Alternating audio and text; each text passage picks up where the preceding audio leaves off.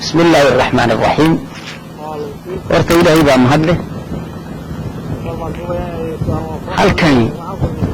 waa dikadii tirraba iyo isku xileysay degmada hadda gala dayactir baa lagu sameeyay baa leeyahay shayin dawid dayactirkii alxamdulillah horta sidii hore way dhaanta haddaantee dayactir dhammaystiran maaha inaan loo dhammaystiro oo sidii waxa ahaayeen loogu qabto ayaan ka doonaynaa dawladda oo u sheeganaynaa meel alla meeshay khusayso wadanka dhibaatada ay leedahay waxa weeyaan meel ka dhaca ka deg ah meel amud buuran ah meel gud ah meel dhagaxii iska muuqdo taas bay horta dhibaato badan aad ay leedahay eerku markuu da'o daad baa maraya daadkaasi uu harayaaba waxa inta qof ee ku jajabtay inta qof ee ku dhimatay inta gaadiidka ku ruglatay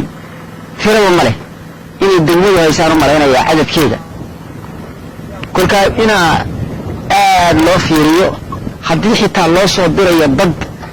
dadkaana si fiican loo dabagalo ayaa ka codsanaynaa dawladda anagu iyo ciidan ay khusaysaba dhammaantood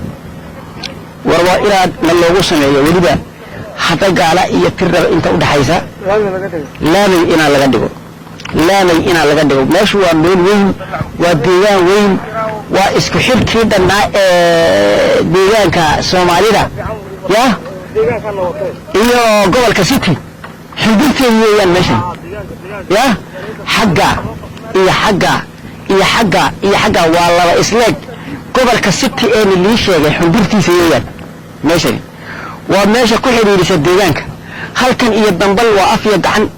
halkan iyo ay shaca waasida halkan iyo xarisa waasida halkan iyo tirnabada waasida meeshan waa xudurtii ina fiiro gaar ah loo eego oo meeshan si fiican loo dayactiro taabaan ka codsanaynaa dawladda deegaanka iyo tukastiba